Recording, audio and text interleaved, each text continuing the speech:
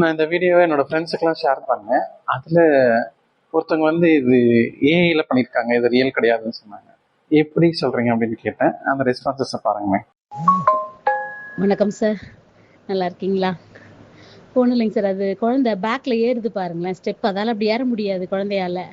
அந்த நடக்கிறது, குனியறது, அது அந்த மூவ்மெண்ட்டை வச்சே கண்டுபிடிச்சிடலாங்க சார்.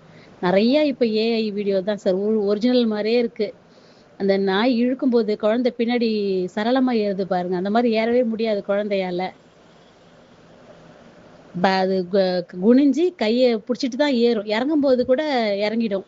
திரும்பி ஏறும்பொழுது திரும்பி குனிஞ்சு கையை வச்சுன்னு தான் ஏறும் குழந்தை. இதில் பேக்வர்ட்ஸ் ஏறும்போது பாருங்களேன், நல்லா தெரியும். அந்த ரெஸ்பான்ஸை கேட்டிங்களா? எவ்வளோ அழகாக அனலைஸ் பண்ணி இது ஏஐயில் உருவாக்கப்பட்டதுன்னு சொல்லியிருக்காங்க. உண்மையிலேயே இது ஏஐயில் உருவாக்கப்பட்டது தான். அவங்க சொன்ன விதம் அருமையாக இருந்துச்சு. இந்த பதிலை வந்து இவங்களை ஒரு அம்மாவா, ஒரு ஆசிரியராக வச்சு இந்த பதிலை நான் பார்க்குறேன். ஒரு டெக்னாலஜிக்கல் பேஸே அவங்களோட ஆன்சரை யூஸ் பண்ணல. ஒரு குழந்தையோட ஃபிசிக்கல் டெவலப்மெண்ட் அதை வச்சே அழகாக இதை சொல்கிறாங்க, இது ஏஐயில் உருவாக்கியிருக்குதுன்ட்டு. ஸோ இவங்ககிட்ட இருந்து நான் இதை கற்றுக்கிட்டேன். ஸோ அதனால் இதை எல்லாருக்கும் ஷேர் பண்ணணும்னு தோணுச்சு. நன்றி, வணக்கம்.